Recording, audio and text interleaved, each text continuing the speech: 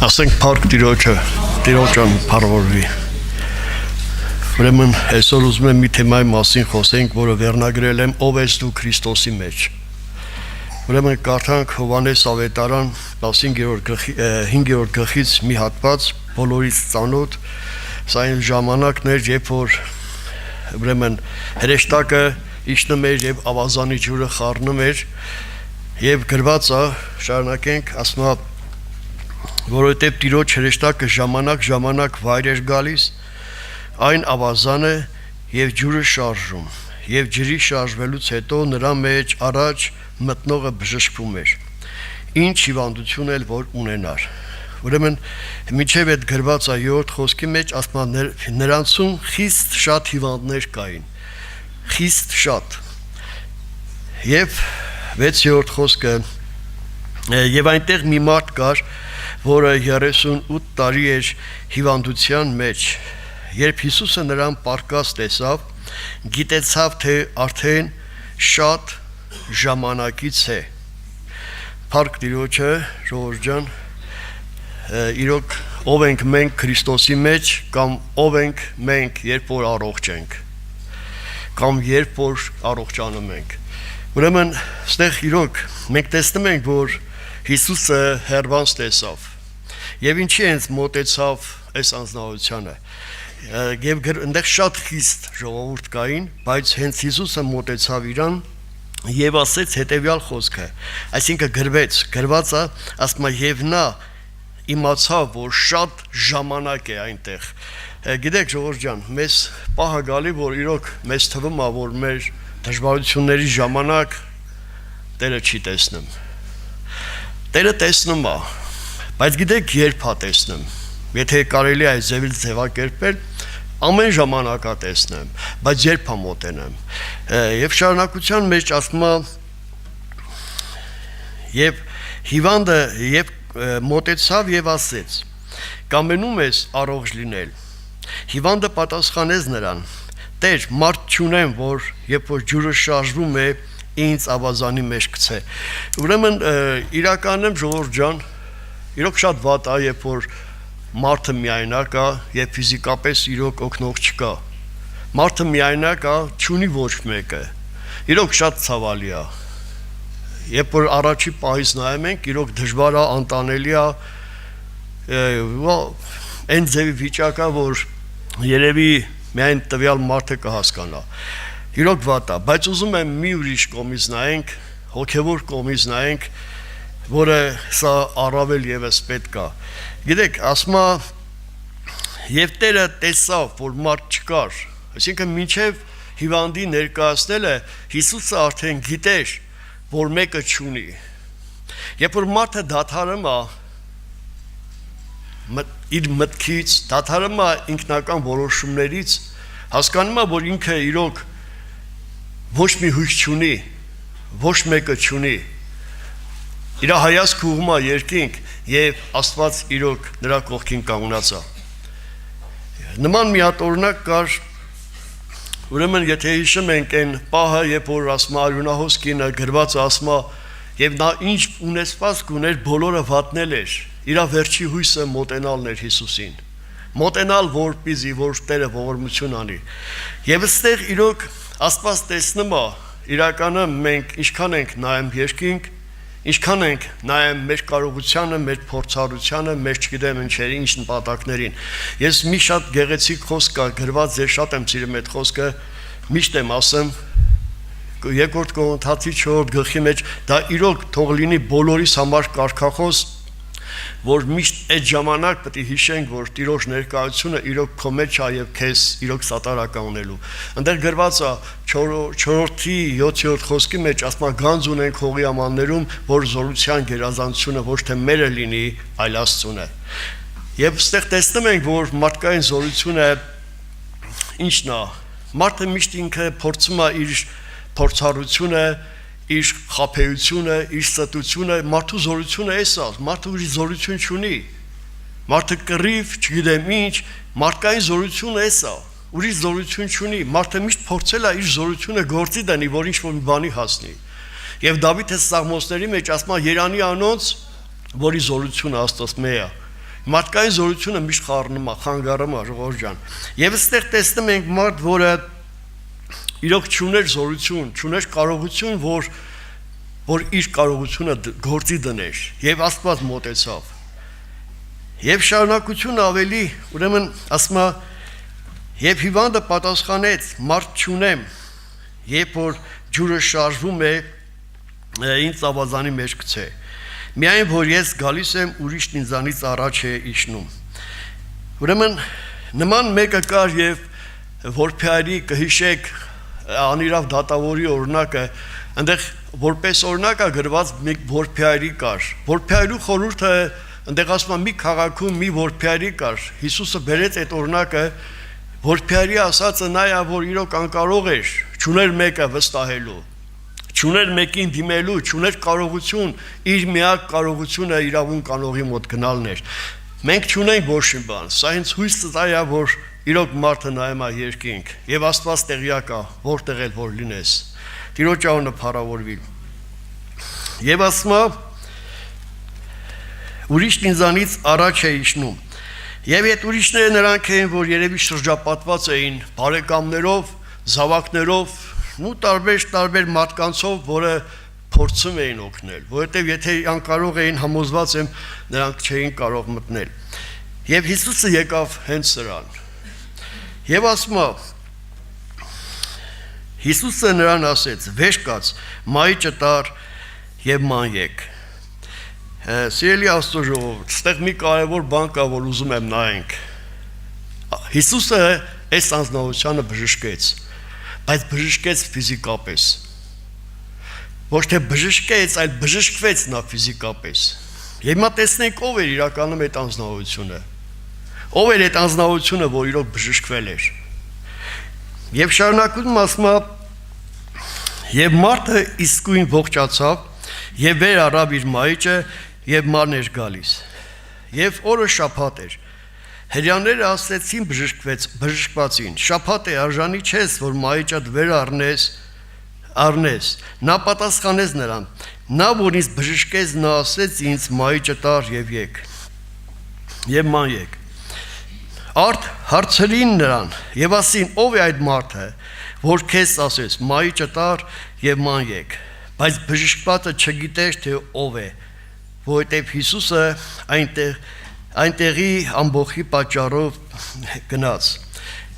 Եվ մարդը չգիտի ով է Հիսուսը։ Մարդը գիտի, որ բժշկվել է։ Ժողովուրդ ջան, այսօր մենք կարանք իրոք ուզենանք բժշկվենք,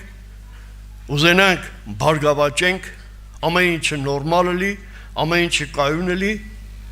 բայց այդ ձևը չճանաչենք, ինչ էր ուզում իրական Հիսուսը ինձանից։ Հիսուսը ով էր ինձ համար։ Միայն բժիշկ։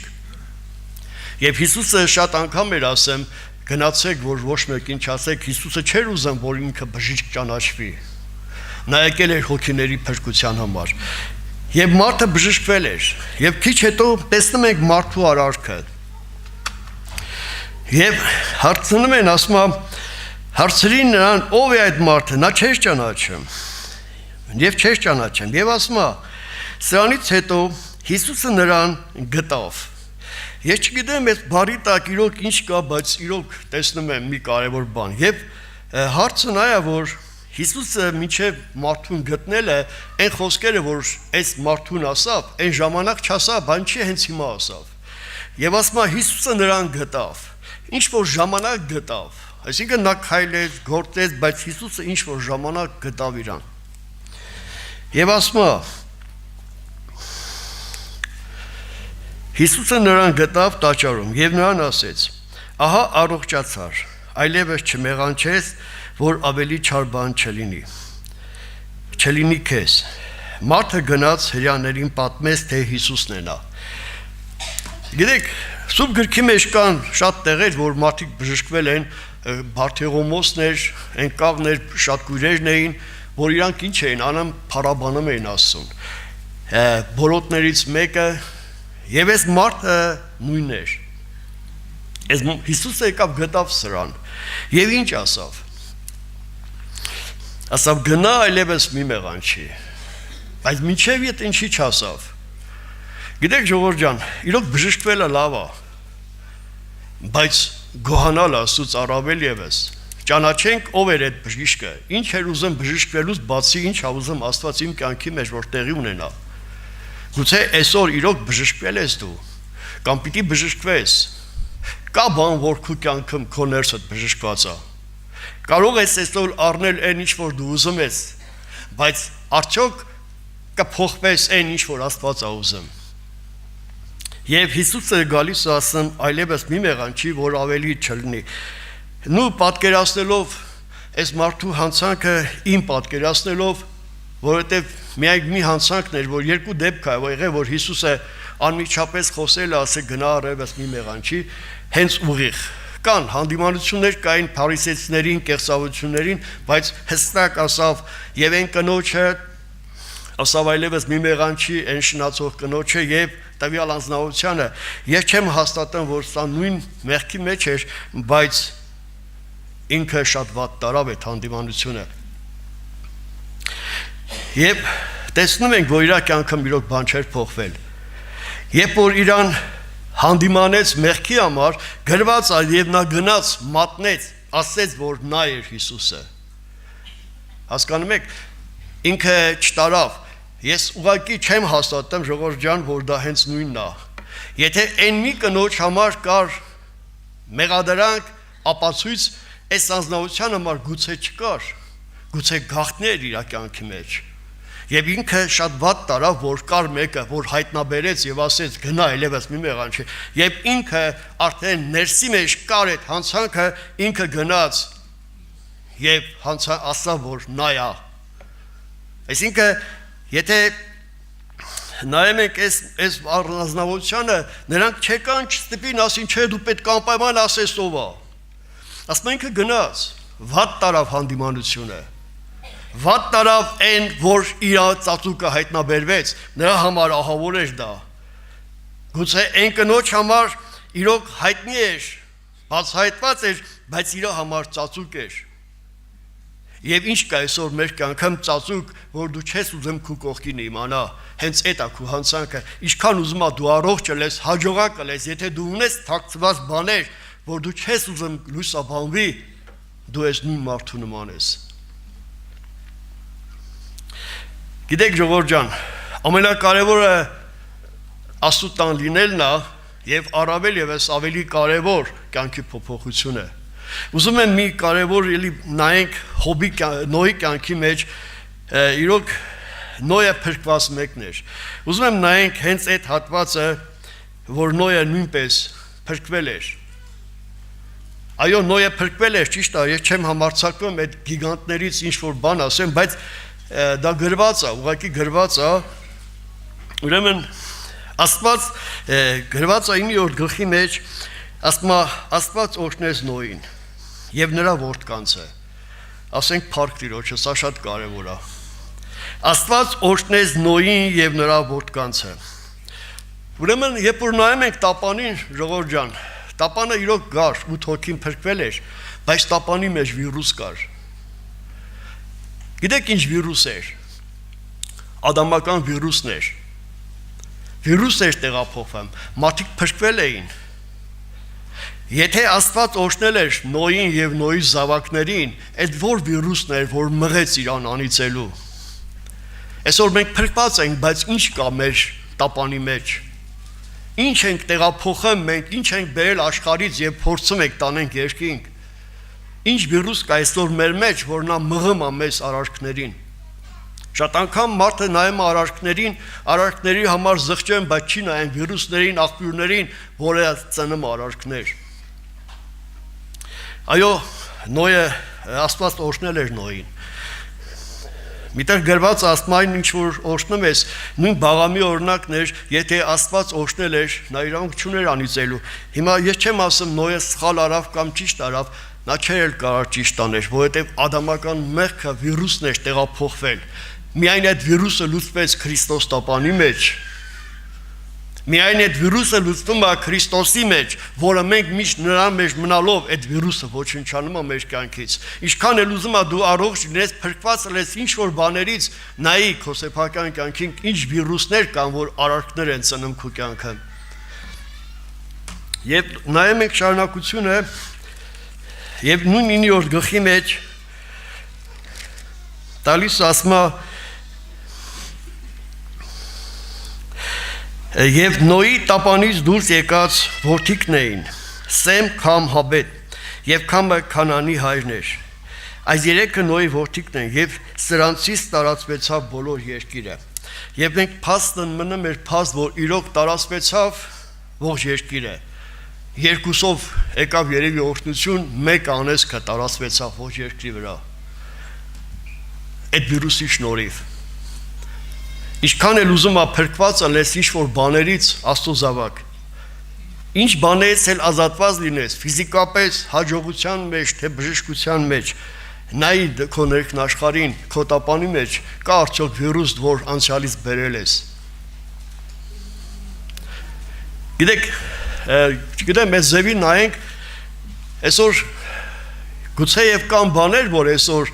այդ նույն արարքը մենք ունեցել ենք աշխարհում այսօր նույն ձևի այսօր բերել ենք Աստծուն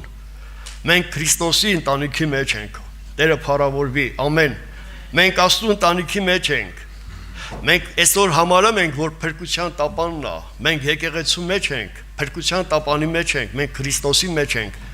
կան այս արդյոք բաներ որ այդ վիրուսը մենք աշխարհից բերել ենք եւ փորձում ենք մեզ այդ տանել դա չի կարող լինի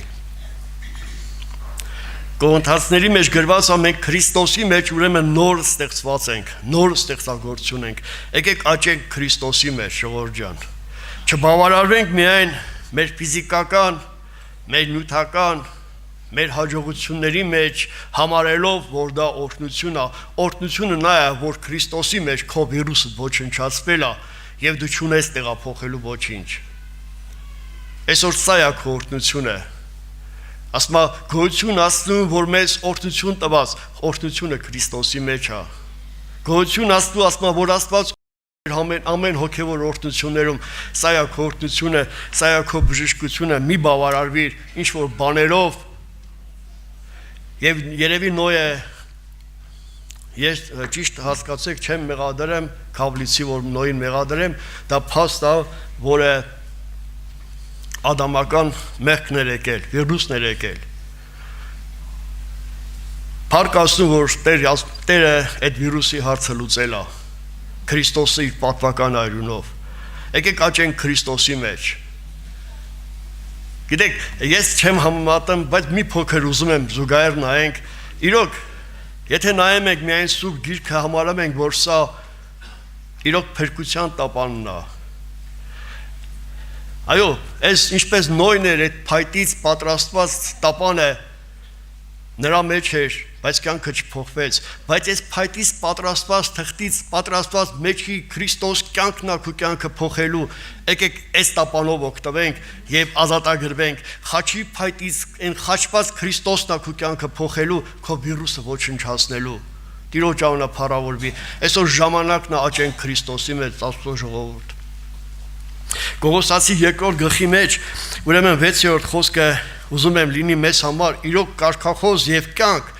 Եթե դա չկա մեր կյանքի մեջ, դժվար թե մենք կարողանանք իրոք տեղ հասնենք։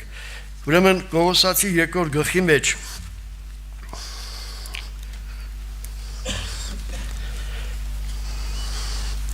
Ուրեմն ինչպես Քրիստոս Հիսուսը Տերը ընդունեցիք, նրանում գնացեք։ Նա է մեր տապանը, նա է մեր փրկությունը։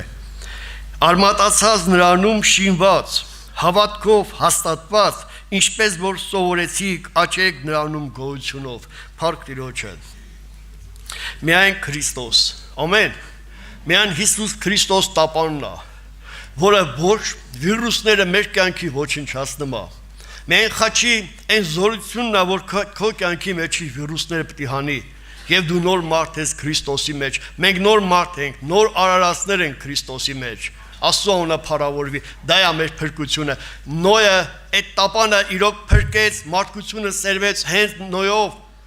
բայց վիրուսը եկավ։ Մովսեսը հանեց ժողովուրդը Քանանի երկրից, Եգիպտոսից, բայց վիրուսը կար։ Աբրահամով նոր ծերունդ ստեղծվեց Իսրայելի ժողովուրդը, բայց վիրուսը կար։ Միայն վիրուսը ոչնչացավ խաչի վրա, Քրիստոս խաչի վրա, որը մենք մոտենալով, մտնելով Քրիստոսի մեջ աճելով, այդ վիրուսից ազատագրվում ենք։ Իր անունը փառավորվի, ամեն։